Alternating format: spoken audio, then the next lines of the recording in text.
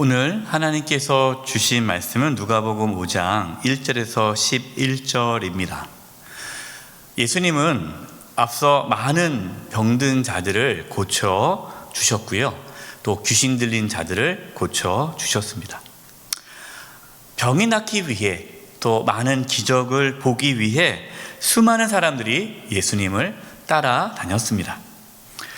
예수님은 자신을 따르는 수많은 사람들 앞에서 말씀을 전하셨습니다. 효과적으로 말씀을 전하시기 위해 이제 배를 띄워서 말씀을 전하십니다. 오늘 본문 3절입니다. 예수께서 한 배에 오르시니 그 배는 시몬의 배라. 육지에서 조금 떼기를 청하시고 앉으사 배에서 무리를 가르치시더니. 여러분, 예수님께서는 왜 하나님의 말씀을 전하실까요? 눈에 보이는 기적, 어떠한 기적을 통해서는요, 참된 믿음을 가질 수 없기 때문입니다. 참된 믿음은 하나님의 말씀을 통해서 주어집니다. 하나님 말씀을 우리가 듣지 않으면 우리의 신앙은 잘못된 신앙으로 변질됩니다. 어떤 성도님들께서는 기도는 참 열심히 하십니다. 그다음에 교회 봉사도 참 열심히 하십니다. 그런데 말씀을 가까이 하지 않으십니다. 말씀을 잘 읽지도 않으시고 또 말씀을 배우지도 않으시고 하나님 말씀을 가까이 하지 않은 분들이 간혹 계십니다. 참 그것은 위험한 신앙이에요. 하나님 말씀을 가까이 하지 않으며 하나님 말씀을 배우지 않으면 우리의 신앙은 기복신앙이 될 수가 있습니다. 우리는 하나님의 말씀을 들어야 하고 배워야 합니다. 예수님은 말씀을 마치시고 시몬 베드로에게 다음과 같이 말씀하십니다. 4절입니다. 말씀을 마치시고 시몬에게 이르시되 깊은 데로 가서 그물을 내려 고기를 잡으라. 예수님은 어부가 아니시잖아요. 예수님은 목수셨습니다. 그렇기 때문에 물고기를 잡는 전문가가 아니시죠. 물고기 잡는 거는 누가 전문가예요? 어부인 시몬이 더 전문가로 잘합니다. 시몬과 다른 어부들은 밤이 새도록 물고기를 잡느라고 수고했습니다. 밤새 그물을 내렸지만 단 한 마리도 잡지 못했어요. 그런데 예수님께서는 깊은 데로 가서 그물을 던져라 라고 말씀하십니다. 이성적으로 본다면 이해가 되지 않는 말씀이죠. 이 베드로와 다른 어부들은요, 밤새 그물을 내렸고 또 이제 걷어들여서 그물 손질을 다 했습니다. 다 정리했어요. 그리고 또 그물을 또 내리라고 한다면 그것은 엄청난 수고가 또 필요한 거예요. 다 정리했는데 또 그물을 내리라고 하면 얼마나 힘이 들겠습니까? 시몬은 예수님 말씀에 어떻게 반응합니까? 5절입니다. 시몬이 대답하여 이르되 선생님, 우리들이 밤이 새도록 수고하였으되 잡은 것이 없지만은 말씀에 의지하여 내가 그물을 내리리이다 하고. 시몬은 자신들이 밤이 새도록 수고하여도 물고기 한 마리도 잡지 못했지만 그러나 말씀을 의지하여, 주님의 말씀에 의지하여 그물을 내린다고 합니다. 시몬은 자신의 배에서 예수님께서 수많은 사람들에게 전한 하나님의 말씀을 들었습니다. 시몬은 말씀을 들으면서 예수님이 하나님께서 보내주신 메시아 그리스도이심을 깨닫게 되죠. 예수님의 그 말씀의 권위를 인정하게 되었습니다. 그래서 시몬은 예수님의 말씀에 의지하여 그물을 내릴 수 있었습니다.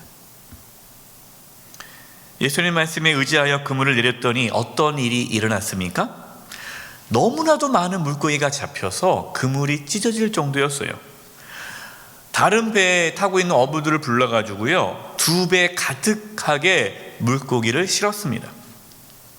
엄청나게 많은 물고기를 잡자 시몬이 무엇을 하였습니까? 8절입니다. 시몬 베드로가 이를 보고 예수의 무릎 아래에 엎드려 이르되 주여 나를 떠나소서 나는 죄인으로소이다 하니, 시몬 베드로는 예수님 앞에 엎드립니다. 그리고 이렇게 고백해요. 주님, 나를 떠나소서 나는 죄인입니다. 여러분, 이상하지 않습니까? 아니, 예수님께 엎드리면서 주님 감사합니다, 이렇게 물고기를 많이 잡게 해주셔서 감사합니다, 이렇게 해야 되는데 주여 나를 떠나소서 나는 죄인입니다 라고 고백하는 거예요. 시몬 베드로는 물고기가 잡히는 것을 보면서 예수님의 신적 권능을 경험했습니다. 예수님이 인간이 아니라 하나님의 권능을 나타내시는 그러한 신적 권능을 갖고 계신 분임을 깨닫게 된 거죠. 우리가 하나님을 만나면 어떻게 될까요? 하나님의 그 권능, 하나님의 그 놀라운 권능을 경험하면 그 하나님의 권능 앞에 두려워하게 됩니다. 떨게 됩니다. 하나님 앞에서 자신이 죄인임을 깨닫게 돼요. 하나님은 거룩한 분 아니십니까? 거룩한 하나님 앞에 자신의 죄악이 드러나게 되어 있어요. 그래서 하나님을 만나는 사람들은 모두 다 자신이 부정하고 자신이 죄인임을 고백하게 됩니다. 신앙의 출발이 여기서 시작돼요. 신앙의 출발은 자신이 죄인임을 인정하는 그때로부터 신앙이 시작됩니다. 자신이 죄인임을 알지 못하면요, 절대로 신앙을 가질 수가 없어요. 예수님을 믿는다라는 것은 내가 죄인임을 고백하는 것이에요. 시몬 베드로는 예수님의 신적 권능 앞에 두려움을 갖고 자신이 죄인임을 인정하게 되었습니다. 10절, 세베대의 아들로서 시몬의 동업자인 야고보와 요한도 놀랐으니라. 예수께서 시몬에게 이르시되 무서워하지 말라, 이제 후로는 내가 사람을 취하리라 하시니. 예수님은 예수님 앞에 엎드려서 벌벌 떨고 있는 시몬에게 무서워하지 말아라 말씀하십니다. 지금 영적인 두려움을 갖고 있는 시몬에게 예수님은 사명을 주십니다. 그 사명이 무엇이죠? 사람을 취하는 겁니다. 네가 그전에는 물고기 잡는 어부로 살았는데 이제는 물고기 잡는 사람이 아니라 사람의 생명을 살리는 그러한 일을 해야 된다라고 말씀하시죠. 예수님을 믿으면 이처럼 삶의 가치와 방향이 바뀝니다. 예수님 믿기 전에는 우리의 삶의 가치와 방향은 세상 부귀영화죠. 돈을 벌기 위해 살아갑니다. 돈이 가장 중요한 가치가 됩니다. 그러나 예수님 믿으면요, 예수님 믿으면 세상의 부귀영화가 삶의 방향이 되지 않아요. 사람을 살리는 일에 자신의 삶을 내어놓습니다. 가장 중요한 가치가 돈이 아니라 사람 살리는 일, 생명을 구원하는 일이 가장 가치 있는 일임을 깨닫게 되죠. 사람을 살리는 일에 부르심을 받은 시몬은 어떻게 하였습니까? 11절입니다. 그들이 배들을 육지에 대고 모든 것을 버려두고 예수를 따르니라.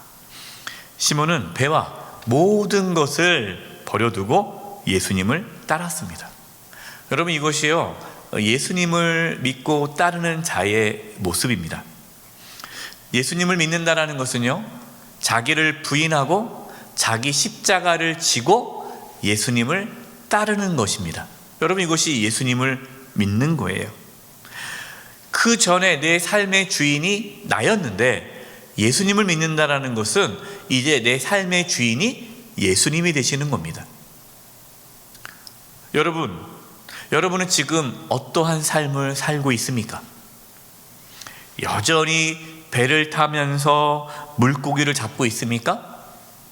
아니면 오늘 베드로처럼 말씀에 순종하여 모든 것을 버리고 예수님을 따라 사람을 살리는 일을 하고 있습니까? 여러분, 오늘 말씀 듣고 그러면 내가 선교사가 돼야 되나? 신학교에 가서 목회자가 되어야 되나? 여러분, 그런 뜻이 아니에요. 우리가 직장에서 어떠한 일을 하든지, 우리가 가정에서 어떠한 일을 하든지, 내가 이 세상에서 무슨 일을 하든지 그 자리에서 예수님의 말씀에 순종하며 복음 전하는 삶을 살아가라는 것입니다. 우리의 삶의 가치가 바뀌는 거예요. 돈이 아니라 생명 살리는 거예요. 그래서 우리는 직장에서 복음을 전하기 위해 우리는 열심히 직장 생활을 하는 겁니다.